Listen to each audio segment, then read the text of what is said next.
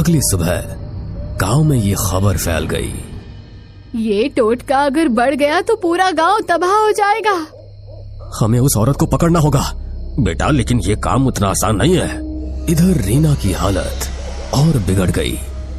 वो कई बार अपने आप घर से बाहर निकलने लगती, जैसे कोई अदृश्य ताकत उसे बुला रही हो।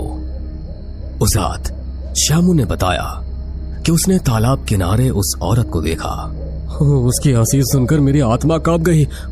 वो बोली, रीना मेरी होगी, उसकी आत्मा मैं ले जाऊंगी। लोगों को अजीब परछाइयां दिखाई देने लगी थी। पंडित शंकर दयाल ने चौपाल पर सबको इकट्ठा करके कहा, सब लोग मेरी बात ध्यान से सुनो। इस गांव पर काले जादू का साया है। पर पंडित जी, हमें क्या करना होगा?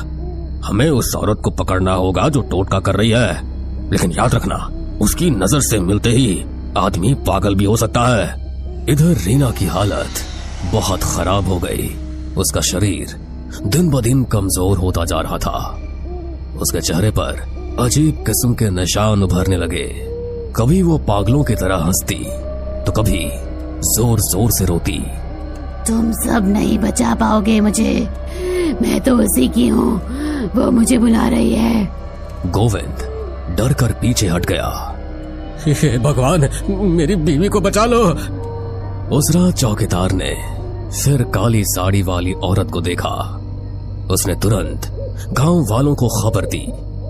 पंडित जी, गोविंद, गफूर और रामलाल लालटेन लेकर उस ओर भागे। तालाब के किनारे चांदनी रात में वो औरत खड़ी थी। उसके हाथ में मिट्टी का घड़ा। वो अजीब मंत्र पढ़ रही थी। अरे पापिन, ये क्या कर रही है तू? औरत ने धीरे धीरे मुड़कर उनकी ओर देखा। उसकी आंखें लाल थी।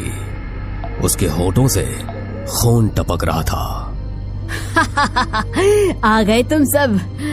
जिसे बचाना चाहते हो उसे तो मैं पहले ही बांध चुकी हूँ। अब कोई नहीं छुड़ा सकता। तू कौन है? तुम्हारी रीना, उसकी किस्मत मैंने लिख दी है। उसके जीवन की डोर अब मेरे हाथ में है। अपना नाम बता, वरना अग्नि देवता की सौगंध खाकर कहता हूँ, तुझे मैं यहीं जलाकर भस्म कर दूंगा। मेरा नाम जगनी है। हाँ, वही जगनी जिसका तुम सब ने तिरस्कार किया था। ये तो वही है। हाँ, तुम सब ने मुझे अपशकुनी कहकर निकाल दिया। मेरे बच्चों को भूख से मरने दिया। अब मैं एक एक से बदला लूंगी। और रीना, वो मेरे टोटके की पहली शिकार है। जगनी ने अचानक अपने घड़े से काला तरल जमीन पर फेंका। अचानक हवा तेज हो गई। काले धुएं से चारों तरफ अंधेरा छा गया। उसी वक्त रीना अचानक अपने घर से निकलकर भागती हुई वहां पहुंच गई। उसकी आंखें सफेद थी, चेहरा काला पड़ चुका था। माँ, मैं आ गई। रीना, ये तो क्या कह रही है? देखा, अब ये मेरी बेटी है। इसकी आत्मा मैंने अपने काले मंत्र से बांध ली है। पंडित जी, मेरी रीना को बचा लीजिए। आज ये निर्णायक रात है। या तो टोटका टूटेगा या फिर ये औरत रीना की आत्मा को लेकर चली जाएगी। रीना पागलों की तरह जगनी की ओर बढ़ रही थी। अरे दुष्टा, तेरे सारे टोटके मेरी मंत्र शक्ति के सामने टिक नहीं पाएंगे। उन्होंने हाथ में गंगा जल की शीशी उठाई और चारों ओर छिड़कने लगे। तू मुझे नहीं रोक पाएगा। जगनी ने अपना खून जमीन पर टपकाया। उसी पल काले धुएं से 3 काले साए निकलकर वहां घूमने लगे।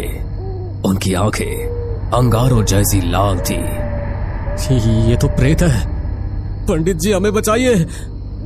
मैं अब इंसान नहीं, मैं अब उसकी हूँ। रीना, रीना होश में आओ, मैं तुम्हारा पति हूँ। रीना ने अचानक उसे जमीन पर गिरा दिया। पंडित जी, बचाइए। पंडित जी ने तुरंत अपने आसन पर बैठकर मंत्र का जाप शुरू कर दिया। जगनी चीखते हुए जमीन पर गिरने लगी। रुको, ये मंत्र मेरी आत्मा को जला देंगे। तूने निर्दोष आत्माओं को बांधा है। आज तेरी शक्ति यही खत्म होगी। उन्होंने गंगा जल रीना पर छिड़का। रीना जोर से चीखी और जमीन पर गिर पड़ी। उसके शरीर से धुएं का बादल निकला और सीधे जगनी के घड़े में समा गया। जगनी ने घड़े को पकड़ने की कोशिश की, लेकिन घड़ा अचानक फट गया और उसमें से आग की लपटें निकल पड़ी। नहीं, ये नहीं हो सकता। मेरी साधना, मेरी शक्ति सब खत्म हो रही है। वो जमीन पर तड़पने लगी। उसका शरीर राख की तरह काला पड़ गया। उसके शरीर से धुआं उठकर आकाश में विलीन हो गया।